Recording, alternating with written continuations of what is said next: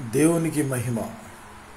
ప్రభు యేసుక్రీస్తు నామములో మీ అందరికీ కూడా నా హృదయపూర్వక నమస్కారాలు, శుభములు, దేవుని యొక్క ఆశీస్సులు. మిత్రులారా, మచిలీపట్నం నుండి ఢిల్లీ వరకు, ఢిల్లీ నుండి గల్లీ వరకు, కాశ్మీర్ నుండి కన్యాకుమారి వరకు ఈ భారతదేశం అంతా కూడా ఈ ఆర్థిక ఉగ్రవాదులైనటువంటి ఈ రాజకీయ నాయకుల కబంధ హస్తాల్లో చిక్కుబడిపోయి 150 కోట్ల మంది ప్రజల్ని బాధిస్తూ ఉన్నారు, హింసిస్తూ ఉన్నారు. మరి ఈ భయంకరమైనటువంటి ఈ నరరూప రాక్షసులు, ఆర్థిక ఉగ్రవాదులు, దొంగలు, మోసగాళ్ళు ప్రజాస్వామ్యాన్ని కూల్చుతున్నటువంటి డిటెక్టర్ల నుండి ఈ మన మచిలీపట్నాన్ని, ఈ దేశాన్ని ఎలా కాపాడుకోవాలి ఒకసారి ఆలోచించండి. ప్రపంచ దేశాలు 210 దేశాల్లో ప్రతి దేశంలో కూడా డిటెక్టర్లుగా మారిపోయారు. దేశ అధ్యక్షులు డిటెక్టర్లుగా మారిపోయారు. ప్రపంచాన్ని అంతటిని కూడా ఒక్కడే పరిపాలించాలని అనుకుంటాడు ఎవడికోడే. మరి భారతదేశానికి వస్తే మన ప్రధానమంత్రి నరేంద్ర మోడీ డిటెక్టర్గా మారిపోయాడు. మోసాలు చేస్తూ, అబద్ధాలు ఆడుతూ, దేశ ప్రజల్ని, దేశ సంపదను దోసుకుంటూ, హిట్లర్ కంటే, ముసోలిని కంటే అతి ఘోరంగా, అతి భయంకరంగా పరిపాలిస్తున్నటువంటి మోడీ పరివారం అయినటువంటి Telugu Desam party, BJP, Janasena, YSR Congress party, మొత్తం కాంగ్రెస్ పార్టీ, బీజేపీ పార్టీ, ప్రాంతీయ పార్టీలు అన్నీ కూడా వీళ్ళందరూ కూడా డిటెక్టర్లుగా మారిపోయారు. ప్రజాస్వామ్యాన్ని, ప్రజల మానవుల హక్కులను హననం చేస్తూ ఉన్నారు. భావ ప్రకటన స్వేచ్ఛ లేకుండా. మరి ముఖ్యంగా ఈ ప్రపంచవ్యాప్తంగా చూసుకుంటే సర్వలోకాన్ని సృష్టించిన సృష్టికర్త దేవుణ్ణి ఆరాధించడానికి ఆంక్షలు పెడతా ఉన్నారు. ఐగుప్తు దేశంలో ఆ రాజులు, చక్రవర్తులు దేవుళ్ళుగా ఆరాధింపబడేటువంటి ఆ సంస్కృతి ప్రపంచం అంతా కూడా వ్యాపించింది. కాబట్టి మిత్రులారా, ఈరోజు చూస్తే రాజకీయ సంక్షోభం ఏర్పడింది. రాజకీయ నాయకులు, పార్టీలు, ముఖ్యమంత్రులు, ఎంపీలు, ఎమ్మెల్యేలు వీళ్ళందరూ కూడా తెలిసి వాళ్ళ స్వార్థం కోసం, వాళ్ళ పదవుల కోసం, వాళ్ళ అధికారం కోసం దాచుకున్న డబ్బుల్ని కాపాడుకోవడం కోసం వాళ్ళు చేస్తున్నటువంటి అరాచకాలన్నీ ఇన్ని కావు. మరి మచిలీపట్నం నుంచే చూసుకుందాం. మచిలీపట్నం, కృష్ణా జిల్లా, ఆంధ్రప్రదేశ్, తెలంగాణ 115 కోట్ల మంది ఆంధ్రులు భవిష్యత్తు అంతా కూడా అగామ్య గోచరంగా ఉంది. కులం పరిపాలిస్తూ ఉంది, మతం పరిపాలిస్తూ ఉంది.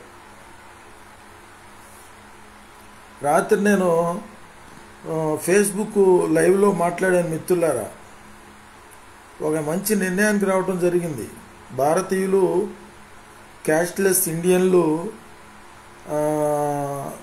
క్రైస్తవులు, ముస్లింలు, హైందవులు అందరూ కూడా రాజ్యాంగబద్ధంగా దేవుణ్ణి ఆరాధించుకోవాలి. రాజ్యాంగబద్ధంగా ఉద్యోగాలు, వ్యాపారాలు, అన్ని వ్యవస్థలు కూడా రాజ్యాంగబద్ధంగా నడవాల్సిందే తప్ప ఆ చట్టాన్ని చేతిలో తీసుకుంటానికి వీల్లేదు. డిటెక్టర్లుగా మారినటువంటి ప్రజాప్రతినిధుల్ని ఖచ్చితంగా అదుపులో తీసుకోవాలంటే ప్రతి ఒక్కరు కూడా ప్రశ్నించాలి. ప్రజలే ప్రభువులు, ప్రజాస్వామ్య పరిపాలన మనకు రావాలని ఉద్దేశంతో రాత్రి మాట్లాడటం జరిగింది. మిత్రులారా, 2027లో కానీ 2029లో కానీ జమిలీ ఎలక్షన్ వస్తే పేల మధు జాన్సన్ అని నేను మచిలీపట్నం పార్లమెంట్ నియోజకవర్గం 10 లక్షలు, సుమారుగా 10 లక్షల ఓట్లు, అసెంబ్లీ నియోజకవర్గం 2 లక్షల ఓట్లులో ఇండియా ప్రజాబంధు పార్టీ తరపున కానీ, ప్రజాశాంతి పార్టీ తరపున కానీ, లేకపోతే ఇండిపెండెంట్గా కానీ నామినేషన్ వేస్తానని చెప్పి రాత్రి చెప్పడం జరిగింది. ఇప్పటి వరకు చూస్తే మచిలీపట్నంలో దళిత నాయకులు, బీసీ నాయకులు, అన్ని కులాల నుండి అన్ని మతాల నుండి రాజ్యాంగబద్ధంగా పరిపాలించేటువంటి వారు వస్తే ఈ కుటుంబ కుల రాజకీయ వ్యవస్థ నుంచి మన మచిలీపట్నంని ఆంధ్రప్రదేశ్ని భారతదేశాన్ని కాపాడుకుందాం అనే ఉద్దేశంతో ఇప్పటివరకు కూడా మాట్లాడటం జరిగింది. రాత్రి చెప్పాను, మిత్రులారా, పేయుల మధు జాన్సన్ అని నేను నామినేషన్ వేస్తే నాకు ఓట్లు వేయరా అంటే ఖచ్చితంగా వేస్తారు. నాకు చర్చిలు పాస్టర్లు క్రైస్తవులు 180 మంది వేస్తారనే నమ్మకం నాకుంది. ఒకవేళ వేయలేదంటే దేవుడు ఏపిస్తాడనే నమ్మకం కూడా నాకుంది. ఎందుకంటే నేను ప్రజల కోసం అంటే ఈరోజు కాంగ్రెస్ పార్టీ బీజేపీ పార్టీ అవి కుటుంబ పార్టీలు వారసత్వంగా ఏదో రాజరికంలాగా జమీందారితనం భూస్వామ్య వ్యవస్థ భూస్వాములాగా పరిపాలిస్తూ వచ్చారు తప్ప మీరు అనుకోవచ్చు కాంగ్రెస్ పార్టీ కొద్దిగా బీజేపీ మీద పర్లేదు అంటే పర్వాలా. కాంగ్రెస్ పార్టీ అయినా బీజేపీ అయినా ఈ ప్రాంతీయ పార్టీలైనా ఏదైనా సరే ప్రజలను పరిపాలించండి అని చెప్పి వాళ్ళని ఎన్నుకుంటే వచ్చిన వాళ్ళు కానీ కాంగ్రెస్ కానీ బీజేపీ కానీ ఈ ప్రాంతీయ పార్టీలు ఉన్న వాళ్ళు వీళ్ళు ఎవరు కూడా మీరు అనుకున్నట్లు వీళ్ళు దేశానికి సంబంధించిన వాళ్ళు కాదు. వీళ్ళ బ్రీడ్ అర్థమవుతుంది, డిఎన్ఏ అర్థమవుతుంది. ఎందుకంటే మనం బ్రాహ్మణులు అంటాం, వైశ్యులను అంటాం అనకూడదు. బ్రాహ్మణులు కానీ వైశ్యులు కానీ మనం అనకూడదు, మార్వాడీలు కూడా అనకూడదు. అసలు ఈరోజు రాజకీయాల్లో ఉన్న ఈ ప్రజాప్రతినిధులు, రాజకీయ నాయకులు, ప్రాంతీయ పార్టీలు, జాతీయ పార్టీలు ఉన్న వాళ్ళందరూ కూడా వీళ్ళు అసలైనటువంటి కులోన్మాదులు, వీళ్ళు అసలైన మతోన్మాదులు. కాబట్టి వ్యవస్థను మనం మార్చుకోవాలనే ఉద్దేశంతో స్వతంత్రం వచ్చిన దగ్గర నుంచి కూడా మొట్టమొదటి great Indian doctor B R Ambedkar గారు ఆయన కుల నిర్మూలన జరగాలి అని చెప్పి, ఎప్పుడైతే కుల నిర్మూలన జరుగుద్దో రాజ్యాంగ ఫలాలు అందరికీ సమానంగా అందుతాయి. కుల నిర్మూలన అనగానే నెహ్రూ అడ్డుకున్నాడు. ఏ బ్రాహ్మణుడు అడ్డుకోలా, ఏ వైశ్యుడు అడ్డుకోలా, ఏ కమ్మారెడ్డి అంటే అడ్డుకోలేదు, నెహ్రూ అడ్డుకున్నాడు. నెహ్రూ ఇందిరాగాంధీ వీళ్ళు పరీక్షా దేశం నుంచి వచ్చిన వాళ్ళు ఈ దేశం వాళ్ళు కాదు. ఈ దేశం వాళ్ళు ఎవరు అని అంటే ద్రావిడులు, మౌర్యులు, పల్నాడు యోధులు. మీరు చూడండి, దళిత ముస్లింలు ఉన్నారు, దళిత సిక్కులు ఉన్నారు, దళిత క్రైస్తవులు ఉన్నారు. దళిత అనే పదం ఈరోజు చూస్తే ద్రావిడులు సింధు నది తీరాన ఇప్పుడు ఆపరేషన్ సింధూర్ అన్నారు కదండి. కాశ్మీరు ఒకవైపు పాకిస్తాను, ఆఫ్ఘనిస్తాను, టిబెట్, ఎక్కడ మధ్యప్రాచ్యం నుంచి వచ్చిన వాళ్ళే మానవులందరూ కూడా, ఆదామం నుంచి వచ్చిన వాళ్ళే. మరి ఈ భారతదేశంలో మొట్టమొదటిగా 2000 సంవత్సరాలకి పూర్వమే వచ్చిన వాళ్ళు ఈ ఇశ్రాయేలీలు, యూదులు. శాస్త్రులు పరిచయులు వాళ్ళు చాలా శ్రేష్టమైనటువంటి, ఎవరైనా పట్టణాలు కడితే అక్కడికి వెళ్ళి వాళ్ళకి గొడవలు పెట్టి ఆ పట్టణాలను ఆక్రమించుకునేటువంటి దొంగలు శాస్త్రులు పరిచయులు. ఇప్పుడు పరీక్షా దేశం నుంచి వచ్చినటువంటి ఈ కాశ్మీర్ పండిట్లు అనేటువంటి నెహ్రూ కుటుంబం, దాంతోపాటుగా వాళ్ళతో పాటు వచ్చిన సర్దార్ వల్లభాయ్ పటేలు, తిలక్, బాబు రాజేంద్ర ప్రసాద్ గారు మహానుభావులు. వీళ్ళు ఈ దేశాన్ని నాశనం చేసినటువంటి పార్లమెంట్లో ఉన్నటువంటి ఆర్థిక ఉగ్రవాదులు, పార్లమెంట్లో చేరినటువంటి మత ఉగ్రవాదులు. మరి డాక్టర్ బిఆర్ అంబేద్కర్ గారు విని పార్లమెంట్లో మాట్లాడే ఉన్నటువంటి ఒక దుర్మార్గులు వీళ్ళు. కాబట్టి నేనేం చెప్పదలుచుకున్నా అంటే, మీరు కాంగ్రెస్ పార్టీ మనకు వద్దు, బీజేపీ వద్దు, టీడీపీ వద్దు, జనసేన వద్దు, వైసీపీ వద్దు, ఈ ప్రాంతీయ పార్టీలు మనకు వద్దు. మరి ఏం కావాలరా? ఇవన్నీ జరిగే పనులేనా? నువ్వే భారతీయులాగా నువ్వే ఒక అంబేద్కర్ లాగా మాట్లాడుతున్నావు, ఇది జరిగే పనేనా? నేను రాత్రి మాట్లాడితే చాలామందికి నచ్చలా. కనీసం మరి నేను మాట్లాడుతూ ఉంటే కొంతమంది ఏళ్ళతో లెక్క పట్టించుకుని లైకులు పెట్టేవాళ్ళు 380 మంది ఆన్లైన్లో ఉన్నారు. మరి చెట్టుకొకలు పుట్టుకొకలు చెదిరిపోయారు. కొంతమంది చాలామంది జగన్మోహన్ రెడ్డి గారు మళ్ళా ముఖ్యమంత్రి కావాలని కోరుకుంటున్నారు. మంచిదే, ఉన్నవాళ్ళు జగన్మోహన్ రెడ్డి గారు మంచి వ్యక్తిత్వం గలవాడే, నేను కాదన్నా. కొంతమంది చంద్రబాబు నాయుడు గారు, కొంతమంది పవన్ కళ్యాణ్ గారు, కొంతమంది లోకేష్ గారు అని, కొంతమంది జూనియర్ ఎన్టీఆర్ గారు రావాలని, ఈ విధంగా రకరకాల అభిప్రాయాలతో ఉన్నారు. నేను అడుగుతాను, ప్రజల్ని నాయకుల్ని అడుగుతాను, మిత్రులారా, మనం చూస్తూనే ఉంటున్నాం. మరి చిరంజీవి గారు ప్రజారాజ్యం పార్టీ పెట్టాడు, 18 సీట్లు వచ్చినాయి, కాంగ్రెస్ పార్టీలో విలీనం చేశాడు. ఇప్పుడు వరకు కూడా మరి కాంగ్రెస్ పార్టీకి రాజీనామా చేయలేదు. గోడ మీద పిల్లివాట్లాగా అట్టాగా ఉన్నాడు చిరంజీవి గారు, మెగాస్టార్ చిరంజీవి గారు. మరి ఇప్పుడు బీజేపీలోకి వెళ్ళేట్టుగా ఉన్నాడు. ఈ జనసేన పార్టీని తీసుకెళ్ళి బీజేపీలో విలీనం చేసేట్టుగా ఉన్నాడు. మరి జనసేన పార్టీ ఉన్నటువంటి జన సైనికులు, కార్యకర్తలు, నాయకులు అందరూ కూడా అటు తెలుగుదేశం పార్టీ నుంచి వివక్షను ఎదుర్కొంటున్నారు. అది అధికార పార్టీ, వాళ్ళకి ఓటు శాతం ఉంది. అది జాతీయ పార్టీ, ఏదో కొత్తగా పుట్టిన పార్టీ. జనసేన పెట్టి 12 సంవత్సరాలు అవుతుంది. మరి ప్రారంభంలో షేగువేర్ అన్నాడు, సిపిఐ అన్నాడు, మావోయిస్టు భావజాలం, నక్సలైట్ భావజాలం, ఉన్నోడు కొట్టే లేనోడికి పెట్టాలి, నేను క్రిస్టియన్ని, నేను ముస్లింని అంటూ రకరకాల లైవ్లో అద్భుతమైనటువంటి సినిమా చూపించినటువంటి పవన్ కళ్యాణ్ గారు.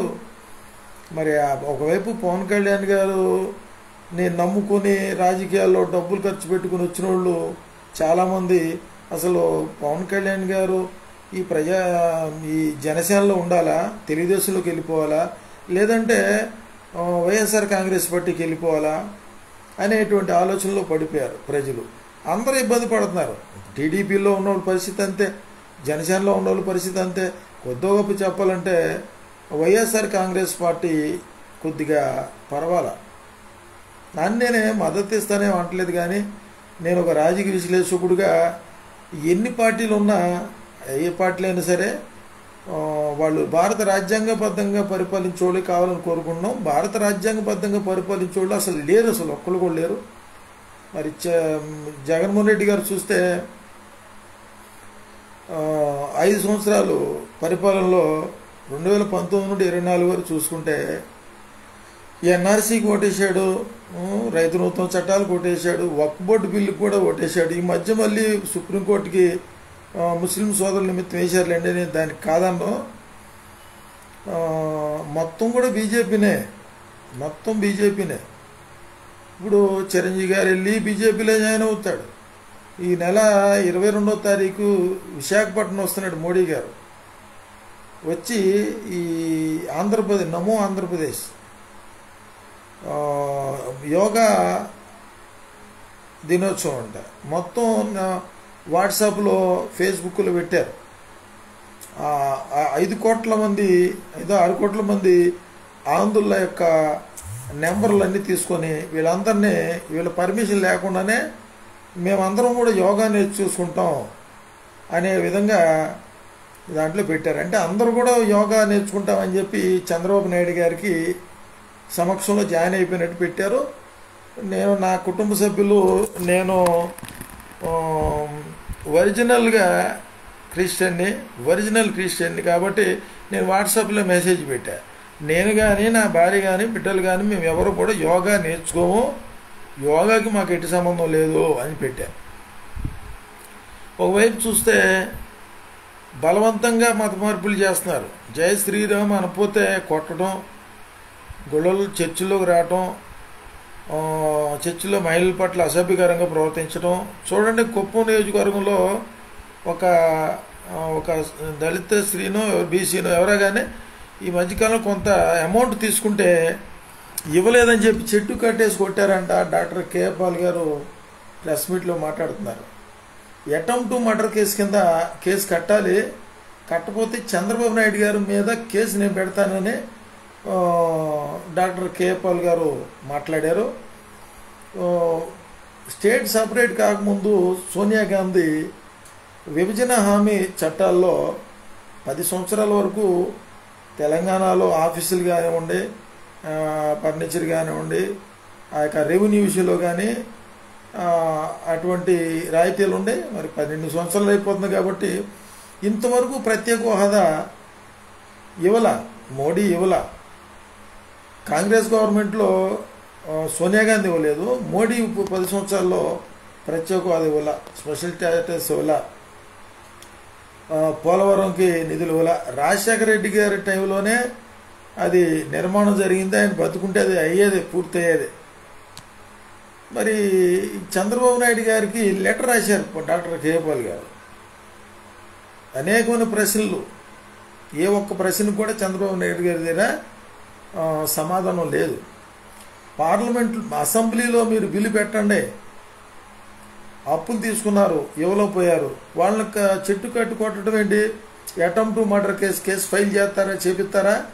మీరు చేపించరా? లేదంటే మీ మీద నేను కేసు కట్టిస్తానని చెప్పి కే పాల్ గారు అన్నారు. అసెంబ్లీలో మీరు ప్రత్యేకమైన చట్టాలు ఎందుకు చేయలేకపోతున్నారు? మహిళలకు ఎందుకు భద్రత ఇవ్వలేకపోతున్నారు? బేటీ బచావో బేటీ పడావో అంటాడు మోడీ గారు. నేను చాలా గౌరవం మాట్లాడదలుచుకున్నా ఈరోజు. నేను ఇంకెవరిని కూడా, నాకు భారత రాజ్యాంగం భావ ప్రకటన స్వేచ్ఛ ఇచ్చింది. మరి మోడీ మణిపూర్లో స్త్రీలని మానభంగాలు చేపించి రోడ్ల మీద ఊరేగించినటువంటి ఆ మోడీని, బేటీ బచావో బేటీ పడావో అన్నటువంటి మోడీ మహిళల పట్ల అంత అసభ్యకరంగా ప్రవర్తించి ఇంతవరకు మణిపూర్ వెళ్లకుండా ప్రపంచంలో అన్ని దేశాలు తిరిగి వచ్చిన ఆ మోడీని ఏమని పిలవాలి? సోషల్ మీడియాలో అందరూ కూడా కేడీ అన్నారు, లంజా కొడక అన్నారు, రకరకాల బూలు తిడుతున్నారు. తిడతంలో తప్పులేదు, ఎందుకంటే మోడీ ఉత్తముడు కాదు, మనిషి కాదు. మోడీ పరివారం ఎవరు కూడా ఉత్తములు కాదు, మనుషులు కాదు. పశువుల కంటే, కుక్కల కంటే, పందుల కంటే, దుష్ట శక్తుల కంటే, మృగాల కంటే, క్షుద్ర శక్తుల కంటే అతి భయంకరంగా మానవ రూపంలో ఉన్నటువంటి ఒక పావుల్లా కనపడతా. అంటే మరి ఈరోజు నేను ఇక తిట్టదలుచుకోలే, తిడతలో తప్పేం లేదు. మీరు చూడండి ఎటువంటి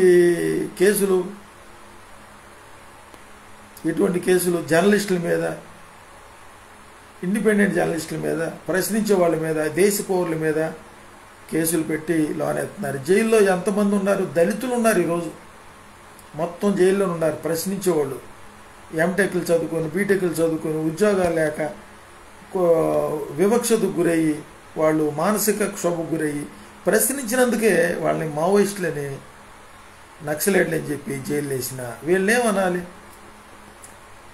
చంద్రబాబు నాయుడు గారు ప్రభుత్వంలో 500 మందినో 5,000 మందినో మావోయిస్టులను చంపేశాడు. వీళ్ళందరూ నరహంతకులు, దొంగలు, మోసగాళ్ళండి. ప్రజలకి తెలుసు, క్రైస్తవులకు తెలుసు, సెక్యులర్ హిందువులకు తెలుసు, ముస్లింలకు తెలుసు. చాలామంది సోషల్ మీడియా మాధ్యమాల్లో వచ్చి మాట్లాడుతున్నారు. ఇంత మాట్లాడుతున్నా కానీ ప్రజల్లో మార్పు రావట్లా. మా జగను, మా పవను, మా చంద్రబాబు, మా మోడీను అని చెప్పి ఇలా మాట్లాడుతున్నారు కదా. ఇంకా మార్పు ఎప్పుడు వస్తుంది? మనం సచ్చినాక, మందులో పెట్టినాక వస్తుందా మార్పు? శ్మశానంలోకి వెళ్ళినా కూడా రాదు. అక్కడ కూడా మనం కలిసి ఉండం. కమ్మ శ్మశాన వాటిగా, కాపు శ్మశాన వాటిగా, క్షత్రియ శ్మశాన వాటిగా అని చెప్పి అక్కడ వాటికి వెళ్ళి కలవని వాళ్ళు. ఇక్కడ మనం ఏం కలిసి ఉంటాం? ఎస్సీ, ఎస్టీ, బీసీ, మైనార్టీలు మనం ఏం కలిసి ఉంటాం? మనం కలిసి ఉండే పని కాదు, ఇది జరిగే పని కాదు. ఈ భారతదేశంలో ఉన్నటువంటి ఈ రాజకీయ వ్యవస్థలు ఇంకా రాను రాను చాలా అధ్వానంగా తయారవుతాయి. అందరూ డిటెక్టర్లే, అందరూ హిట్లర్లే, అందరూ ఇంటికి ఒక డిటెక్టర్ ఉన్నాడండి, ఇంటికి ఒక కులోన్మాది ఉన్నాడు, ఇంటికి ఒక మతోన్మాది ఉన్నాడు. స్వార్థం, ధనాపేక్ష, డబ్బు కోసం ఎటువంటి నీచానికైనా పాల్పడేటువంటి పరిస్థితులు ఉన్నాయి. ఇంకా అసలు విషయానికి వస్తే మిత్రులారా, ఇవన్నీ మనకు తెలిసిన విషయాలే, తెలియని విషయాలు ఏం కాదు. ఈ మచిలీపట్నం నియోజకవర్గంలో ఈ రోజు నుంచి నేను జనరల్గా మాట్లాడుతూ ప్రజల్ని మేలుకొల్పుతూ మనకి ప్రభుత్వం నుంచి రావాల్సినటువంటి పథకాలు, ఉద్యోగాలు, ఉచిత విద్య, ఉచిత వైద్యం, రాజకీయాల్లో రిజర్వేషన్లు, పర్యావరణ మనం కాపాడుకోవాలి. మనకుండే ఇళ్ళు ఒక్కొక్కళ్ళకి 3.5 సెంట్లు తక్కువ లేకుండా కంపల్సరీగా ప్రతి ఒక్కడు కూడా 3.5 సెంట్లు స్థలం ఇవ్వాల్సిందే. కల్తీ ఆహారం అమ్మటానికి వీల్లేదు, కల్తీ సరుకులు అమ్మటానికి వీల్లేదు. ఎవడైతే కల్తీ ఆహారం అమ్మాడో, కల్తీ సరుకులు అమ్మాడో వాడిని చట్ట ప్రకారంగా ఒక వ్యక్తి సిగరెట్ అమ్మితే అది cigarette is injurious to health, అది అమ్మకూడదు, చట్ట ప్రకారంగా అమ్మకూడదు, తాగకూడదు, 10 మంది తాగకూడదు. సిగరెట్, బ్రాందీ, విస్కీ, రమ్ము, జిన్ను, బీరు, గుడంబ ఏం తాగకూడదు. ఇదంతా ప్రజలకు హానికరం. ప్రజలకి హానికరమైనటువంటి ఎందుకు అమ్ముతున్నారు? అమ్ముతున్న వారిని వాటికి పర్మిషన్ ఇచ్చిన వాళ్ళు కూడా అరెస్ట్ చేయాలి. ఈరోజు లంచాలు ఏ విధంగా తీసుకున్నారంటే, వైద్య శాఖలో విపరీతమైన లంచాలు, డాక్టర్లు, మెడికల్ షాపులు, రెవెన్యూ డిపార్ట్మెంట్లో విపరీతమైన లంచాలు, స్థలాలు పట్టాలు ఇచ్చేప్పుడు, రిజిస్ట్రేషన్లప్పుడు విపరీతమైన లంచాలు. లంచం తీసుకునే వాళ్ళని, లంచం తీసుకునే అధికారులని, ఇటువంటి అధికారులు ఉండగా ఈ దేశం ఏం బాగుపడద్దండి? ఇప్పుడు ప్రజలు చూడండి, అమ్మఒడి పేరు మార్చి తల్లికి వందనం అని చెప్పి వేశారు. పాపం జనాలు నిన్న చూస్తే జిల్లా పరిషత్ సెంటర్, ఆంధ్ర బ్యాంకులో చాలామంది వచ్చారు. 0 అకౌంట్లు, జన్ధన్ పథకం కింద అకౌంట్లు ఓపెన్ చేసిన వాళ్ళు మళ్ళీ తిరిగి అవి ఏం మొన్నటి వరకు పనికిరాలా మళ్ళీ ఓపెన్ చేస్తున్నారు, దాంట్లో వేశారు. మరి మోడీ గారు ఏం చేస్తాడో మరి తెలియదు. కానీ జనధన్ పథకం కింద 0 అకౌంట్ల కింద బ్లాక్ మనీ అంతా తీసి పేదలకు పంచుతున్న 15 లక్షలు ఈ 3-15 45 లక్షలు వేస్తాడేమో తెలియదు. కానీ వేస్తే వేయచ్చు.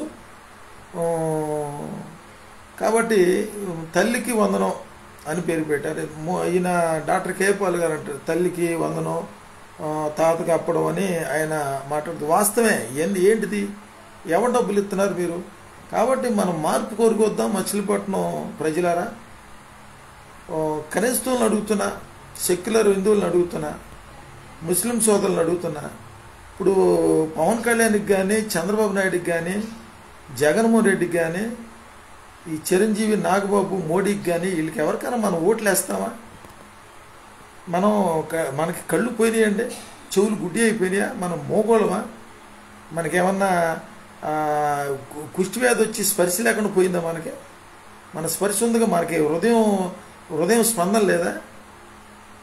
మరి ఎవడైనా జనసేనకు ఓటేస్తాడు, ఏ ఒక్క ముస్లిం అని వేస్తాడా? వేయడు కదా, ఒక్క ఓటు కూడా పడదు కదా.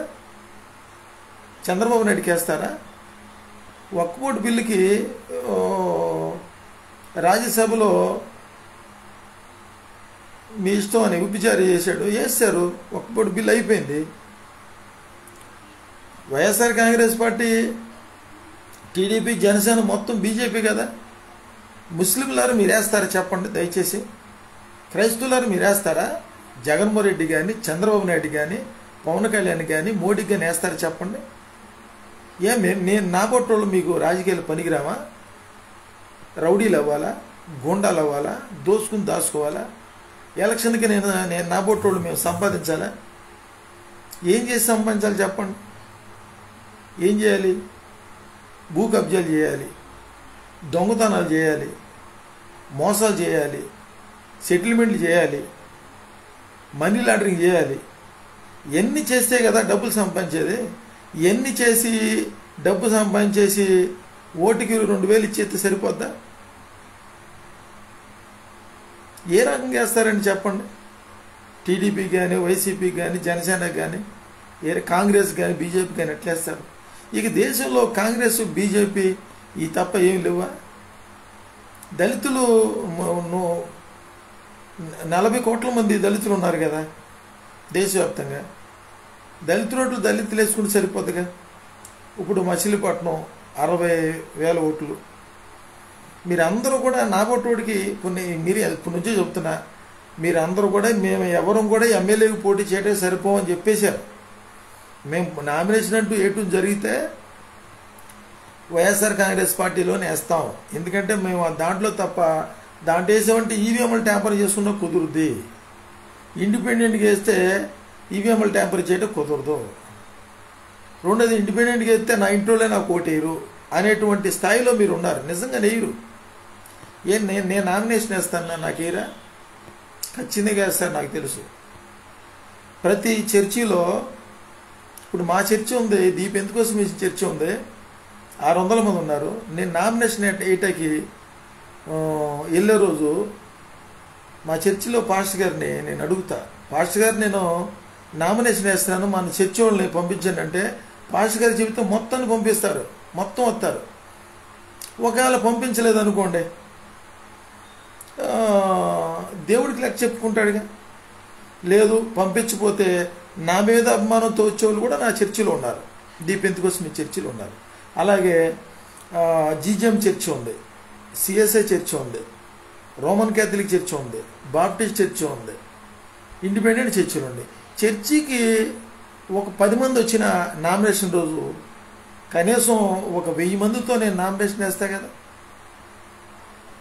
నేను వాటర్ ప్యాకెట్ కూడా డబ్బులు ఇవ్వలేను, నా దగ్గర డబ్బులు లేవు. ఎవరికి వేస్తారు ఓటు? ఇప్పుడు ఓటుకి 1000 రూపాయలు 2000 రూపాయలు ఇచ్చే ఈ కులం మొదలుగా వేస్తారా, మతం మొదలుగా వేస్తారా? తెలుసు, ప్రజలకు తెలుసు. అరే పవన్ కళ్యాణ్ గారు ఇచ్చామని చర్చిలు కూల్పిచ్చేస్తాడరా అంటే పవన్ కళ్యాణ్కి వేసినట్టే. ఇలా ఒకవేళ ఆర్కే గారు నామినేషన్ వేస్తే చర్చిలు కూల్పించుకుంటామేగా. చంద్రబాబు నాయుడు గారికి ఏం చేస్తారంటే కారంచేడులో మాదిగల్ని గంట పొలుగులతో చంపినట్టుగా దళితుల మీద దాడి చేపిస్తాడు. దళితుడిగా పుట్టాలని, ఎస్సీగా పుట్టాలని అవ్వడానికి కోరుకుంటాడా అన్నాడు. అయినా కానీ పోన్లే, ఈ రాజకీయాల్లో ఈ జగన్ తక్కువ, పవన్ తక్కువ, ఎవరు తక్కువ అని చెప్పి క్షమించి వదిలిపెట్టిన ఆయనేం మార్పు రాలా. కుప్పం నియోజకవర్గంలో ఒక మహిళ ఆయన నియోజకవర్గంలో మాజీ ముఖ్యమంత్రి నియోజకవర్గంలో చెట్టు కట్టేసి కొట్టారంటండి. ఇంతవరకు ఆయన ఆ కొట్టినోడిని అరెస్ట్ చేయలే. అటెంప్ట్ మర్డర్ కేసు పెట్టలా. వీళ్ళకి వేస్తారా? చంద్రబాబు నాయుడుకి వేస్తారా? చెప్పండి. ఉండిపోయి చేసి చెప్పండి. నువ్వు చర్చికి వెళ్తున్నావు కదా, క్రైస్తవ సోదరుడా, ముస్లిం సోదరుడా, నువ్వు మసీదుకి వెళ్తున్నావు కదా, నమాజ్ చేస్తావు కదా, నువ్వు వేస్తావా చెప్పు? సెక్యులర్ హిందూ సోదరుడా, నువ్వు వేస్తావా? రాముడు ఏం చెప్పాడు? రాముడు మంచి రాజు. శ్రీకృష్ణుడు ఒక మంచి అర్ధనారీశ్వరుడు అన్నమాట. దేవుడని కొలిసే శ్రీకృష్ణుడు ఏం చెప్పాడు? స్త్రీల పట్ల ఎంత ప్రేమ. 16,000 మంది గోపులు. నేనేమి తప్పేమంటలా. ఒక పెళ్ళి, 2 పెళ్ళిళ్ళు, 3 పెళ్ళిళ్ళు, 16,000 మంది గోపులు. ఇప్పుడు బైబిల్లో సలోమోన్ రాజు ఉన్నాడు, 1000 మంది భార్యలు, ఉపపత్నులు, రాణులు, ఎంతోమంది ఉన్నారు. అది దేవుడు ఇచ్చినటువంటి అధికారం, దేవుడిచ్చిన జీవితం, చక్కని జీవితం. శ్రీకృష్ణుడు ఏం చెప్పాడు? శ్రీరాముడు ఏం చెప్పాడు? ఇట్లా సనాతన ధర్మం పేరు మీద క్రైస్తవుల మీద దాడి చేయండి, ముస్లిం మీద దాడి చేయండి అని చెప్పి శ్రీరాముడు చెప్పలా, శ్రీకృష్ణుడు చెప్పలా. హైందవ సోదరులారు మీరు వేస్తారా? పవన్ కళ్యాణ్కి వేస్తారా? చంద్రబాబు నాయుడుకి చేస్తారా? సనాతన ధర్మం ఏంటి? యోగా ఏంటండి? యోగా ఏంటి? ఏంటిది ఇది? ఎంత కులోన్మాదం! మీరు వేస్తారు చెప్పండి. నేను దేవుని కృపతో చెబుతున్నా, మచిలీపట్నం నియోజకవర్గంలో పార్లమెంటు నియోజకవర్గం 10 లక్షల ఓట్లు, అసెంబ్లీ నియోజకవర్గం 2 లక్షల ఓట్లు. నేను నామినేషన్ వేస్తా, ఖచ్చితంగా వేస్తా. నాకు పాల్ గారు సాయం చేయరా? ఓఫీర్ గారు సాయం చేయరా? జడా శ్రవణ్ కుమార్ గారు సాయం చేయరా? ఉప్పులేటి దేవప్రసాద్ గారు చేయరా? ఇప్పుడు నేను వాళ్ళకి ఎన్నికల క్యాంపెయిన్లో నేను తిరుగుతా. జడా శ్రవణ్ కుమార్ గారు అసెంబ్లీలో అడుగుపెట్టాలి.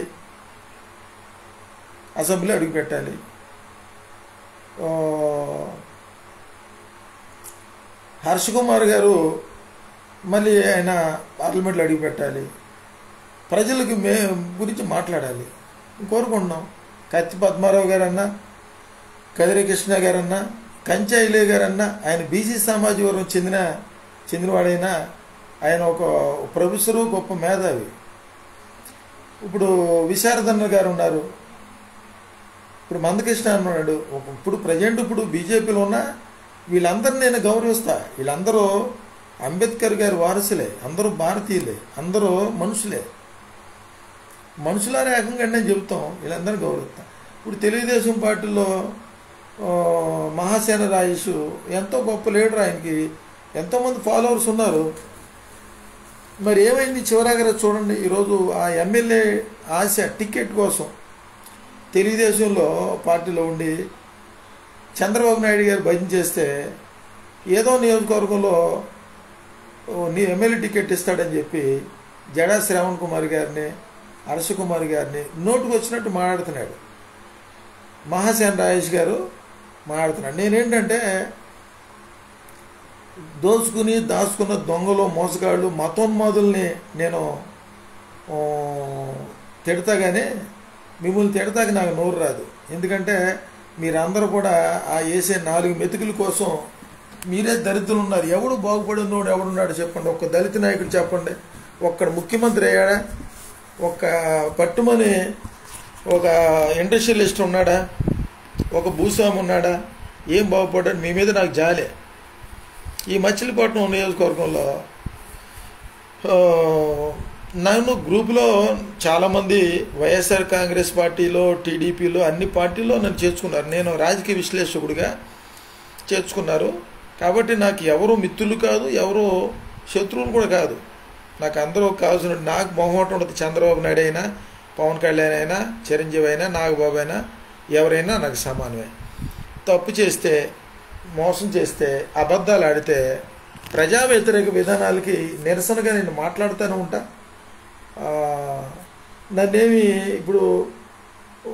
నన్నేమి నా మీద చర్యలు తీసుకుంటాం, లేకపోతే నా మీద అరెస్ట్ చేయటం, లేకపోతే చంపటం చేయటానికి కూడా ఏమీ లేదు.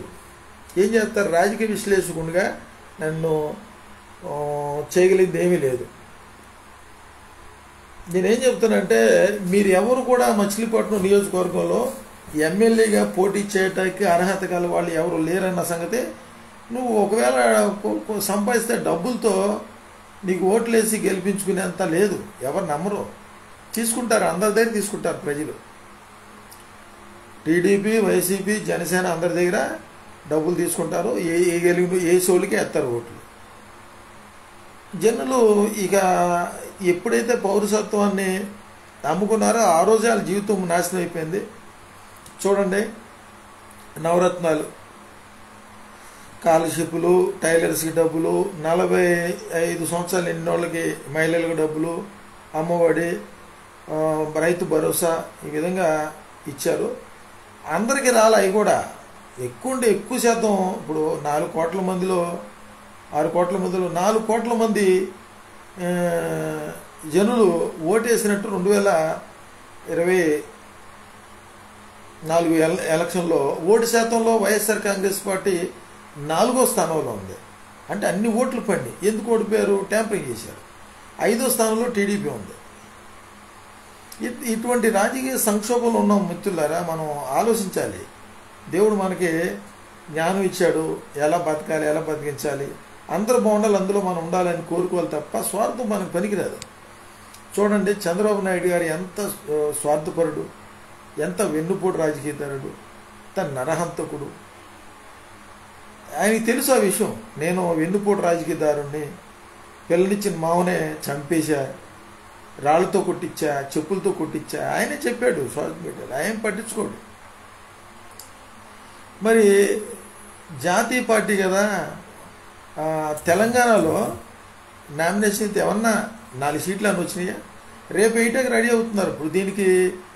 ఇప్పుడు చంద్రబాబు నాయుడు గారు కుటుంబ రాజకీయం, అక్కడ ఎంఐఎం పార్టీ అసదుద్దీన్ ఓవైసీ గారు ఒక లేఖ రాశాడంటే, ఎందుకంటే మన కుటుంబ వ్యవస్థను, రాజరిక వ్యవస్థను మనం కాపాడుకుందాం, లేకపోతే మన చేతిలోంచి పార్టీలు బీసీల్లోకి ఎస్సీలోకి వెళ్ళి అంటే ఇక మళ్ళీ తిరిగి రావు. మా తండ్రి గారు నుంచి వారసత్వం వచ్చింది ఎంఐఎం పార్టీ అని చెప్పి అసదుద్దీన్ ఓవైసీ గారు చంద్రబాబు నాయుడు గారికి చెబుతున్నాడు. లోకేష్ గారిని సీఎం చేయండి, అవకాశం దాడితే రాదు అని. ఈ మొత్తం కాంగ్రెస్, బీజేపీ, ఈ పార్టీలన్నీ కూడా ఇప్పుడు ముస్లింలు కూడా వాళ్ళని నమ్మరు, అసదుద్దీన్ ఓవైసీ గారిని నమ్మరు. ఆయన హైదరాబాదులో అక్కడ పెట్టుకుని మొత్తం దేశమంతా తిరిగి బీజేపీని గెలిపిస్తాడు ఆయన. సిండికేట్ రాజకీయాలు. ఇప్పుడు చూడండి, బీజేపీ కూటమి ప్రభుత్వం టీడీపీకి, జనసేనకి సహాయం చేస్తున్నాడు. తెలంగాణలో కూడా నామినేషన్లు వేస్తారు ఇప్పుడు చంద్రబాబు నాయుడు గారు. వేసిన ఓట్లు వేసేవాళ్ళు ఎవరు లేరు. చంద్రబాబు నాయుడు గారికి వేయరు, జగన్మోహన్ రెడ్డికి వేయరు, ఎవరికి వేయరు. ఇప్పుడు ఆంధ్రప్రదేశ్ రాష్ట్రంలో చూసుకుంటే ప్రజలకి ఒక ఏం పట్టిందంటే, ప్రజలు బానిసత్వానికి అలవాటు పడిపోయారు. ఇక మనకి ఈ ఆంధ్రప్రదేశ్ రాష్ట్రంలో జగన్మోహన్ రెడ్డి గారు తప్ప ఇంకా పరిపాలించే జ్ఞానం గలవాడు ఇట్లా ఒక్కడు కూడా లేడండి. 6 కోట్ల మందిలో ఒక్కడు కూడా లేడండి. క్రైస్తవుల్లో లేడు, బీసీల్లో లేడు, కాపుల్లో లేడు, కమ్మలో లేడు, రెడ్డిలో లేరు. ఆ రెడ్డిలో కూడా అసలు ఒక్క జగన్మోహన్ రెడ్డి తప్ప, ఆ వైఎస్ఆర్ కాంగ్రెస్ పార్టీ తప్ప ఇంకా అసలు రెడ్డిలో ఇంకెవ్వరు లేరండి. ఒక్కసారి ముఖ్యమంత్రి అయితే రెండోసారి ఇంక చేయడానికి లేదు, ఒకసారి ఎమ్మెల్యే అయితే రెండోసారి నీకు నామినేషన్కి లేదు, ఇంకొకటి అవకాశం ఇవ్వాల్సిందే. గతంలో అలా ఉండే, ఇప్పుడు వీళ్ళు వారసత్వం ఇస్తున్నారు. ఇదంతా సిండికేట్ రాజకీయం. ప్రజలు అడగరు, ఏమండే జగన్మోహన్ రెడ్డి గారు మీరు చంద్రబాబు నాయుడు గారి మీద పర్వాలా, మీ ప్రభుత్వంలో నవరత్నాలు, అందరి చేతిలో డబ్బులు మిగిలి చాలా హ్యాపీగా బతికాం, పన్నులట్ట కట్టాం, వచ్చిన డబ్బులు వచ్చినట్టు అయిపోయినాయండి. అమ్మఒడి డబ్బులు స్కూల్లో కట్టాం, 40 సంవత్సరాలు నిండిన వాళ్ళకి ఇచ్చిన డబ్బులు, చెత్త పన్ను మీద, వ్యాట్ ట్యాక్సుల మీద, వీళ్ళ మీద కట్టేసాం. వస్తువులు కొనుక్కుంటాం కదా, డబ్బులు మీరు ఇచ్చిన డబ్బులు డీమార్ట్కి వెళ్ళాం, విశాల్ మార్ట్కి వెళ్ళాం, కొనేసాం, మళ్ళీ మీ దగ్గరికి వచ్చినాయి, అదాని దగ్గరికి వచ్చినాయి, అంబానీ దగ్గరికి వచ్చినాయి, మీ దగ్గరికి వచ్చినాయి. మా దగ్గర ఎక్కడ డబ్బులు నేను ఒక్క ఆంధ్రుడు మాట్లాడడం. నవరత్నాలు పెట్టిన డబ్బులన్నీ కూడా మళ్ళీ తిరిగి అదానికి, అంబానీకి, వీళ్ళ చేతులకు వెళ్ళిపోయింది. ఎవరి దగ్గర ఉందా? జగన్మోహన్ రెడ్డి గారు ఇచ్చిన సెంటు స్థలాల్లో ఇల్లు కట్టుకున్నారు, వడ్డీలు తీసుకెళ్ళి కట్టుకున్నారు. అక్కడ రోడ్లు లేవు, నీళ్లు లేవు, కరెంట్ లేదు. ఎంత నష్టం? ఎవరిని అడిగారా? ఎవరు అడగలా. ఇప్పుడు చంద్రబాబు నాయుడు గారు 2 సెంట్లు ఇస్తానంటాడు, అది జరిగే పని కాదు. ఇంటికి 15,000, తల్లికి వందనం, సూపర్ 6 పథకాలు, ఉచితంగా బస్సుల్లో మీరు తిరగొచ్చు అని అన్నాడు. దాన్ని కూడా కొన్ని ఆంక్షలు పెట్టాడు, సపరేట్ జిల్లాలో పరిధులు పెట్టాడు. ఆంధ్రప్రదేశ్ రాష్ట్రంలో ఎక్కడికి వెళ్ళినా ఫ్రీ అని అనాలి తప్ప, ఈ జిల్లా పరిధిలో జిల్లా దాటితే మరి డబ్బులు కట్టుకోవాలి. ఏది గ్యాసు ఎవరికి దీనివల్ల ఏమైనా ఉపయోగం ఉందా? ఎవరికన్నా తింటాకు ఉందా? ఈరోజు ప్రజలు ఏం అడగాలి? ఉచిత విద్య ఇవ్వండి, ఉచిత వైద్యం ఇవ్వండి, కార్పొరేట్ కాన్వెంట్లు కాలేజీలు అన్నీ తీసుకొచ్చి గవర్నమెంట్లు కాన్వెంట్లు కాలేజీల్లో విలీనం చేయండి, గవర్నమెంట్ హాస్పిటల్ అన్నీ కూడా కార్పొరేట్ హాస్పిటల్ అన్నీ కూడా గవర్నమెంట్ హాస్పిటల్ విలీనం చేయండి అని అడగవచ్చు కదా. ఆరోగ్యశ్రీ పథకం వల్ల ఏమైనా ఉపయోగం ఉందనుకుంటున్నారా? ఆరోగ్యశ్రీ పథకం పెట్టిన రాజశేఖర రెడ్డి గారిని దేవుడిగా చేశారు, కర్నూలులో పెద్ద గుడి కూడా కట్టారు, సంతోషమే, చేసుకోండి, ఎవడొద్దన్నాడే, మీ ఇష్టం. మీ తాతకే గుడి కట్టుకో, ఎవడొద్దన్నాడు? చంద్రబాబు నాయుడు గారికి ఒక గుడి కట్టండి, జగన్మోహన్ రెడ్డి గారికి గుడి కట్టుకుంటే ఆరాధించుకోండి, ఎవరొద్దన్నారు? ఎవడిష్టం వచ్చినాడు అది బతకటానికి కుదరదండి. ఎవడైనా భారత రాజ్యాంగబద్ధంగా బతకాల్సిందే. రాజ్యాంగాన్ని అతిక్రమించి వాక్యానికి విరుద్ధంగా, ఖురాన్కి విరుద్ధంగా, భగవద్గీతకి విరుద్ధంగానే బతికేది. భగవద్గీత ఏం చెప్పింది, ఖురాన్ ఏం చెప్పింది, బైబిల్ ఏం చెప్పింది, భారత రాజ్యాంగం ఏం చెప్పింది, చెప్పింది ఏం చేస్తున్నారు మీరు? కాబట్టి రేపు 2027 కానీ 29లో కానీ జమిలీ ఎలక్షన్ జరిగితే ఈ మచిలీపట్నంలో చాలామంది నామినేషన్లు వేస్తారు. కాంగ్రెస్ పార్టీ తరఫున ముస్లిం మైనార్టీ మతిన్ గారు నామినేషన్ వేస్తాడు. ఆయనకి నాకు తెలిసి 15 నుండి 20,000 ఓట్లు పడే అవకాశాలు ఉన్నాయి. ఆంధ్ర అభివృద్ధి పార్టీ ఆరిఫ్ గారు ఉన్నాడు, ఆయనకు ఒక 5,000 పడతాయి. ఇంకా ఇండిపెండెంట్ చాలామంది వేస్తారు. వైసీపీ, టీడీపీ, జనసేన వీళ్ళు వేస్తారు. ప్రజలారా మీరు గమనించండి, క్రైస్తవులారా, ముస్లిం సోదరులారా, సెక్యులర్ హిందూ సోదరులారా, మీరు ఒకసారి ఆలోచించండి. ఇప్పుడు కాంగ్రెస్ పార్టీకి వేసిన, ఇప్పుడు కాంగ్రెస్ పార్టీ అది మతోన్మాద పార్టీయే. ఇప్పుడు ఇండియా కూటమిని అందరూ కూడా ఒక వేదిక మీద రాలేకపోతున్నారు. వాళ్ళు కాంగ్రెస్ పార్టీలో ఉన్న దరిద్రం ఏంటంటే వాళ్ళు కుర్చీలతో కొట్టుకుంటారు, ఐక్యత ఉండదు. అది అధికార కాంక్ష ఎక్కువ, లంచగొండితనం కూడా ఎక్కువే. ఈ మోడీ చెప్పి దొంగతనం చేస్తాడు, చెప్పి లంచాలు తీసుకుంటాడు, చెప్పకుండా తీసుకుంటారు వాళ్ళు. చెప్పి ఎలక్ట్రల్ బాండ్స్ పేరు మీద 5,000 కోట్ల రూపాయలు, కాంగ్రెస్ పార్టీకి 540 కోట్ల రూపాయలే తీసుకున్నారు. వాళ్ళు ఏం చేయలేరు. ఈ కాంగ్రెస్ పార్టీలో తమిళనాడు రాష్ట్రంలో జయలలిత అని అసెంబ్లీలోని జుట్టు పట్టుకుని ఈడ్చుకెళ్ళిన కరుణ అనేది. తర్వాత అధికారంలోకి వచ్చినప్పుడు జయలలిత వీల్ చైర్ మీద ఉన్నటువంటి కరుణ అనేది తీసుకెళ్ళి, వీళ్ళు ఏంటంటే పావులు, వీళ్ళు కాంగ్రెస్ పార్టీలో పావులు పుట్టినప్పుడు పిల్లలు చంపేసినారంటే కాంగ్రెస్ పార్టీలో వాళ్ళే వాళ్ళకి కాంగ్రెస్ పార్టీ ఎట్లా ఉంటుందంటే ఆధిపత్యం, ప్రాంతీయ పార్టీ మీద దాడి చేస్తారు. వాళ్ళ దగ్గర ఉన్నది అది. ప్రాంతీయ పార్టీని బతకనివ్వరు. చూడండి, తెలుగుదేశం పార్టీని బతకనిచ్చారా? బతకనివ్వాల. తెలుగుదేశం పార్టీ ఒక ఆంధ్రప్రదేశ్ రాష్ట్రంలో కాకుండా కనీసం 4-5 రాష్ట్రాల్లో వాళ్ళు ఎమ్మెల్యేలు, ఎంపీలని ఏమన్నా నామినేషన్ నేర్పించగలిగారా? కాంగ్రెస్ పార్టీ కానీ బీజేపీ కానీ ప్రాంతీయ పార్టీలు బతకనవు. ప్రాంతీయ పార్టీలని లేకుండా, ప్రాంతీయ పార్టీలకి అధికారం లేకుండా కనుమరుగైపోయే విధంగా ఈ యొక్క దేశంలో ఉన్న అధికారాలన్నీ కూడా ఒక కేంద్రం చెప్పు చేతలో తీసుకుంటానికి కాంగ్రెస్ పార్టీ, బీజేపీ ముందు నుంచి చేస్తున్న కుట్రే. ఇందిరాగాంధీ ఆపరేషన్ బ్లూ స్టార్ పేరు మీద పంజాబ్ లో ఉన్నటువంటి ఆ యొక్క సిక్కుల్ని ఓసుకోత కోపించేసింది.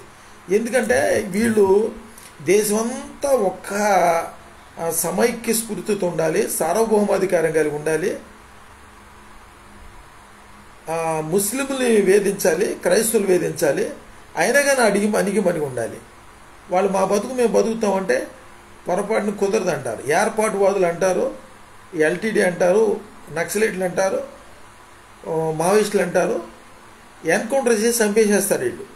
కాంగ్రెస్ పార్టీ, బీజేపీ వీళ్ళతో పాటు దాంట్లో నుంచి వచ్చినట్లేగా చంద్రబాబు నాయుడు, వీళ్ళందరూ ఆ పార్టీల నుంచి వచ్చినట్లే. కాబట్టి ఈ ప్రాంతీయ పార్టీలు కూడా కొన్ని కాంగ్రెస్ పార్టీలు విలీనం అయిపోయినాయి, కొన్ని బీజేపీలు విలీనం అయిపోయినాయి.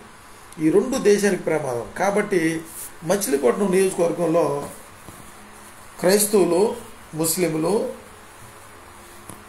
మీరు ఒకసారి ఆలోచించండి. మనం చాలా ప్రమాదంలో పడ్డాం.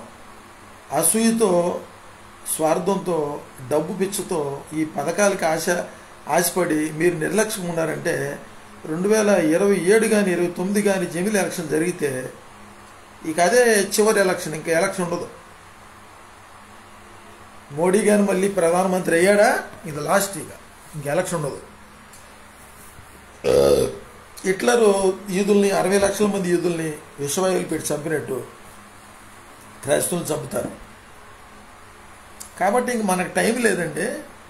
కనీసం ఒక్కసారన్నా ఒక్క అవకాశం ఇవ్వండి క్రైస్తవులకే. నేను ఇప్పుడు నేను కాదు, మీరు ఎవరన్నా రండి. ఇప్పుడు క్రైస్తవులు మీ చర్చిలు కూల్చేవులకి ఏ రకంగా ఓటేస్తారండి?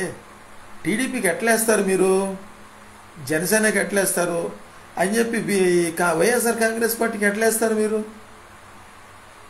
చెప్పండి? జగన్మోహన్ రెడ్డికి ఎట్లేస్తారు చెప్పండి? ఒకసారి క్రైస్తవులు నేను అడుగుతున్నా, ముస్లిం సోదరులను అడుగుతున్నా. మణిపూర్ గురించి మాట్లాడా జగన్మోహన్ రెడ్డి? ఛత్తీస్గఢ్లో ఆదివాసుల్ని మహిళల్ని చిన్నపిల్లలు కూడా ఎన్కౌంటర్ వచ్చి చెప్తే మాట్లాడారా? మోడీని ప్రశ్నించే దమ్ము లేనుడు జగన్మోహన్ రెడ్డి. మోడీని కానీ అమిత్ షాని కానీ ప్రశ్నిస్తే లోనేస్తారని భయం. ఏ రకంగా వేస్తారు చెప్పండి? మరి ఇంత మాట్లాడుతున్నా మరి ఏం చేస్తాం? ఉన్నవాళ్ళు కొద్ది పర్ల సచివాలయాలు అన్నీ సమర్థిస్తారండి ప్రజలు. రాజ్యాంగబద్ధంగా పరిపాలించనంటే అబ్బాయి రాజ్యాంగం వద్దే వద్దు. ప్రజలకు మెరుగైన పరిపాలన అందించే విధంగా ఏ తీసేయాలి, ఏం ఉంచాలి అనే దాని మీద ప్రజాభిప్రాయ సేకరణతో బిల్లులు పెట్టాలి. కానీ ప్రజాభిప్రాయ సేకరణ లేదు, ఏమీ లేదు. ఒక రంగం చెప్పాలంటే ఎన్టీఆర్ గారు, స్వర్గీయ నందమూరి తారక రామారావు గారు, మాజీ ముఖ్యమంత్రి గారు కర్ణాలు అందరిని తీసేసి మండలాధ్యక్షుల్ని, ఎంఆర్ఓల్ని, డిఆర్ఓల్ని వ్యవస్థను తీసుకొచ్చాడు. చాలా ప్రజలకు మేలు జరిగింది. ఎందుకంటే భూస్వాముల్ని ఎవరైతే దున్నోడికి భూమి లేదు, రైతుకి భూమి లేదు, కష్టపడి పనిచేసేవాడికి భూమి లేదు, సోమరోడికి ఈ భూ కబ్జేదాడికి భూస్వాములకు భూములు ఉన్నాయి. అవన్నీ కూడా కర్ణాలు లంచాలు తీసుకొని వాళ్ళకి రాసేస్తున్నారని చెప్పి కర్ణాల వ్యవస్థను రద్దు చేసిన ఎన్టీ రామారావు గారు. మరి అటువంటి రద్దు చేయకుండా మీరు ఏం తీశారు? ఈ ప్రాంతీయ పార్టీలు, జాతీయ పార్టీలు ఏం తీశారు? భావ ప్రకటన స్వేచ్ఛ లేకుండా చట్టాలు కూడా 144 సెక్షన్ తీశారు, చట్టాలు మార్చేశారు, నల్ల చట్టాలు తీసుకొచ్చారు, వ్యభిచారం చట్టబద్ధం చేశారు, సహజీవనాలు చట్టబద్ధం చేశారు. ఎవడు ఇష్టం వచ్చినట్టు బతకవచ్చు పెట్టారు. మళ్ళీ ఎవడన్నా పొరపాటును కూడా ఏదన్నా అనరాని మాట అంటే ఆయన మీద కేసులు పెట్టడం అనేస్తున్నారు. అసలు మీరు జాతీయ పార్టీలు, ప్రాంతీయ పార్టీలు మీరు అందరూ ఉంటే జైల్లో ఉండాలి, లేదంటే దేశాన్ని వదిలిపెట్టైనా పారిపోవాలి, ఉండకూడదు. మీకెవరు కూడా అదే అధికారం లేదు. కాంగ్రెస్ పార్టీ కానీ, బీజేపీకి కానీ, ఈ ప్రాంతీయ పార్టీలు మీకు ఎవరికి కూడా ఈ దేశంలో ఉండే అధికారం లేదు అని చెప్పి ఎంతోమంది విశ్లేషకులు మాట్లాడుతున్నారు. ప్రజలందరూ రోడ్ల మీదకి వస్తే మీ పరిస్థితి ఏంటి? రారు. ప్రజల్లో పావులు, పులులు, తోడేళ్ళు, ఖడ్గమృగాలు, వింత జంతువులు చాలామంది ఉండటం వల్ల ఆ కొద్దిమంది జనులు చాలా బలంగా ఉన్నారు. ఈ సనాతన ధర్మం పేరు మీద, హిందుత్వ పేరు మీద అబద్ధ క్రైస్తవ బోధకులు, క్రైస్తవ మతాన్ని అడ్డం పెట్టుకొని, హిందూ మతాన్ని అడ్డం పెట్టుకొని ఈ దేశాన్ని నాశనం చేస్తున్నటువంటి వీళ్ళు చాలా ప్రమాదం. వీళ్ళు చాలా బలంగా ఉన్నారు. వీళ్ళు ఎదుర్కొంటూ కష్టం. ఒక అబద్ధ బోధకుడిని, ఒక అబద్ధ క్రైస్తవ బోధకుడిని ఎదుర్కోలేం. వాడు బీజేపీకి పార్టీ పండిస్తాడు, ఆర్ఎస్ఎస్ వాళ్ళకి పార్టీ పండిస్తాడు. ఈ పాస్టర్లు, ఈ పూజారులు, క్రైస్తవులు, హిందువులు అందరూ కూడా ఒక్క తాళ్ళలో క్లాత్లే, ఒక తండ్రి బిడ్డలే. వీళ్ళందరూ కూడా క్రీస్తుకు విరోధులే. వీళ్ళందరూ కూడా అంబేద్కర్ గారికి విరోధులే. వీరందరూ కూడా భారత రాజ్యాంగానికి విరోధులే. వీళ్ళు ఓటు పొరపాటును 1000 రూపాయలు ఇవ్వకుండా ఓటు ఎవరికి వేయరు. చాలా ప్రమాదకర పరిస్థితులు ఉన్నారు మిత్రులారా. 150 కోట్ల మందిలో పోనీ 20 కోట్ల మంది చాలా భయంకరమైన క్రూరులు ఉన్నారు. వీళ్ళు దేశద్రోహులు. ప్రజలు చాలామంది పెడితే పెళ్ళి, లేకపోతే చావు కోరుకున్నారు. ఆ సంగతి తీసేయండి. ఇప్పుడు మా పొట్టోడు నేను రాజకీయాల్లో పనికిరానా? ఓకే, పాస్టర్లారా, క్రైస్తవులారా, మీరందరూ మోకరించి ప్రాణం చేయండి. వీడు మధు జాన్సన్ నామినేషన్ వేస్తానంటున్నాడు. ప్రభా, మరి అడిగి మేము ఓటు వేయాలా వద్దా? మరి మధు జాన్సన్కి వేయాలా, లేకపోతే ఈ మచిలీపట్నం నియోజకవర్గం రవీంద్ర గారికి వేయాలా, ఆర్కే గారికి వేయాలా, పేన్ కిట్టు గారికి వేయాలా తండ్రి అని చెప్పి మీరు అడగండి. పాస్టర్లారా, క్రైస్తవులారా అడగండి. ఎవరు రావట్లా. పోనీ సర్లే, వీడు పేయల మధు జాన్సన్, ఈడు పనికిమాలినోడు, ఈడు పనికిరాడు.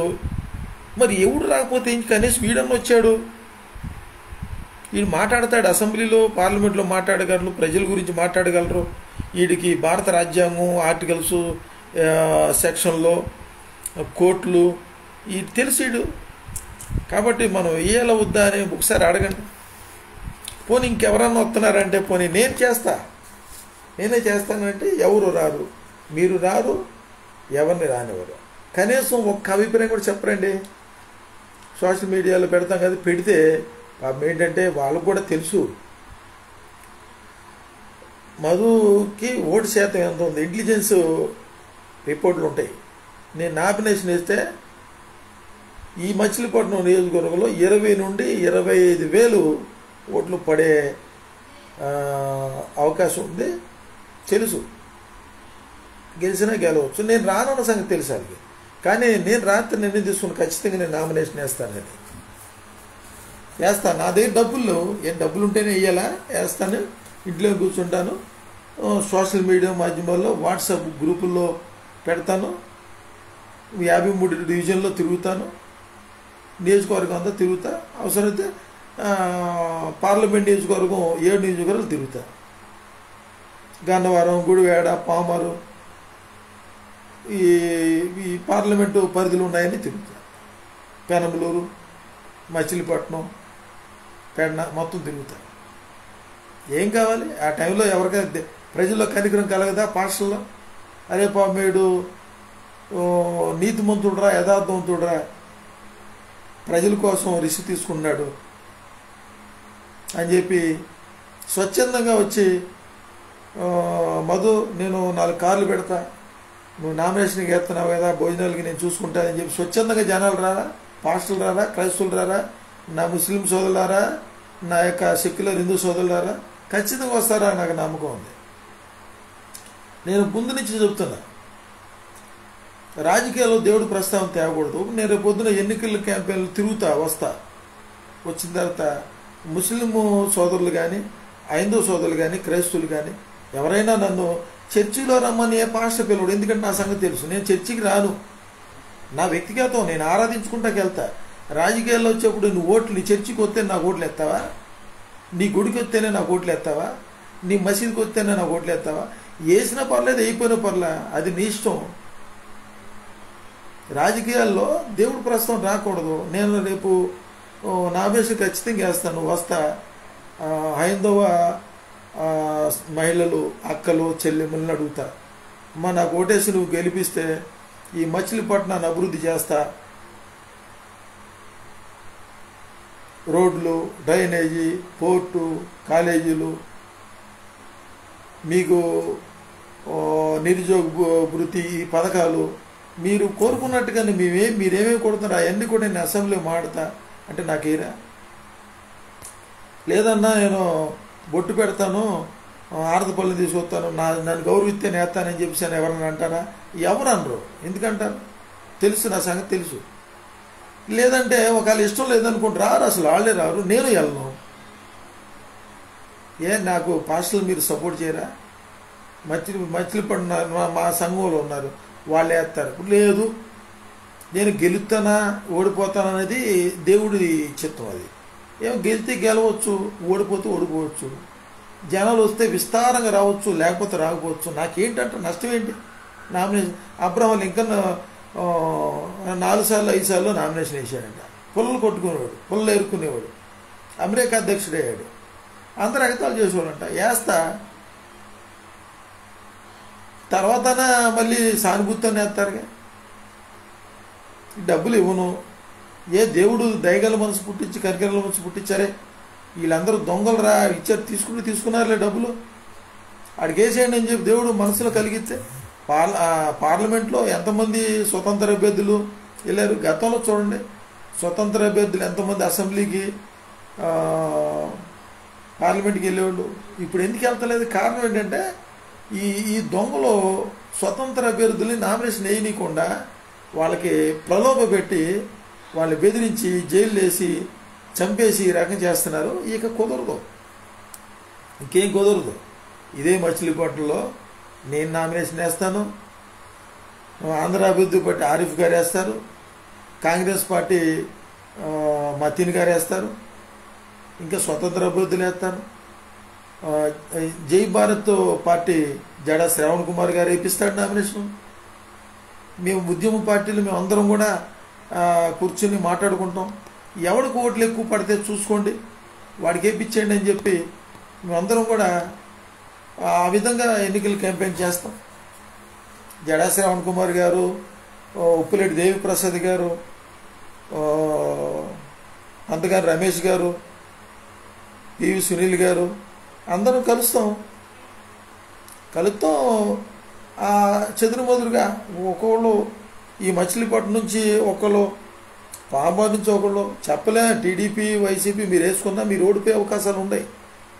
ప్రజలు ఎందుకు వేస్తారండి చెప్పండి? జగన్మోహన్ రెడ్డి గారు, చంద్రబాబు నాయుడు గారు, పవన్ కళ్యాణ్ గారు మీరు ఈవీఎంలు ట్యాంపర్ చేసినా ఈసారి దొరికిపోతారు. మీరు ఒకవేళ ఈవీఎంలు వచ్చినా నేను నామినేషన్ వేస్తాను. ఇప్పుడు పాల్ గారు నామినేషన్ వేస్తే 4 ఓట్లు, వాళ్ళ ఇంట్లో 29 ఓట్లు ఉన్నాయి, 22 ఓట్లు ఉన్నాయి, 4 ఓట్లు పని. ఇంత అన్యాయమా? ఇంత అక్రమమా?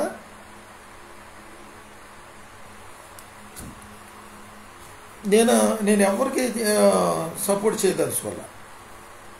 ఎవరికి ఎందుకు చేయాలి? మీకు ఓట్లేసి గెలిపించి మా చర్చలు కూలిపిస్తారనా మీకు ఓట్లు వేసేది? మేము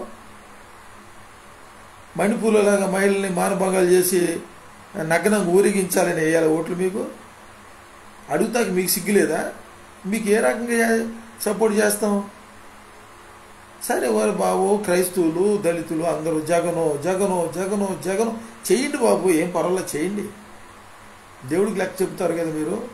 పాస్టర్లు జగన్మోహన్ రెడ్డి గారి ఫోటో ఇంట్లో పెట్టుకుని ఒకటే పూజ. ఏం చేశాడు చెప్పండి? ఎవరు డబ్బులు ఇచ్చాడు? జగన్మోహన్ రెడ్డి ఆయన జేబులో డబ్బులు తీసుకొచ్చి ఇచ్చాడా? అమ్మఒడి, స్కాలర్షిప్, రైతు భరోసా ఎవరు డబ్బులు ఇచ్చాడు? వాళ్ళ కంపెనీలు ఎన్ని? భారతీయ సిమెంటు, మైన్స్ కంపెనీలు, షేర్ మార్కెట్ డబ్బులు, అంతంత డబ్బులు వీళ్ళకి ముఖ్యమంత్రులకి లక్షల కోట్ల, ఎంపీలకి 1000 కోట్ల, ఎమ్మెల్యేలకు 100 కోట్ల. ఎవరి డబ్బులు? మనం ఏం చేస్తాంలేండి, మన వల్ల ఏమవుతుంది, పోనీ ఎవడెట్టపోతే నాకేంటి అనుకుంటున్నారు. అనుకోండి. చూడండి, ఇప్పుడు ఇజ్రాయేలు 90 లక్షల మంది ఇజ్రాయేలీలు ప్రపంచాన్ని గడగడలాడిస్తున్నారు. ఒక్క 90 లక్షల మంది ఉన్నటువంటి యూదుల్ని జయించడానికి రష్యా, ఇరాన్, ఇరాక్, పాకిస్తాన్, చివరికి పాకిస్తాన్ కూడా చూడండి. లిబియా అధ్యక్షుడు ఇజ్రాయెల్ని ప్రపంచ మ్యాపులు లేకుండా చేస్తా అన్నాడు. ఆయనే హెలికాప్టర్ ప్రమాదాలు లేకుండా వెళ్ళిపోయాడు. అసలు ఎందుకు ద్వేషించాలి? ఇజ్రాయెల్ని ఎందుకు ద్వేషించాలి? మన ఇండియా పాకిస్తాన్ ఎందుకు ద్వేషించాలి చెప్పండి?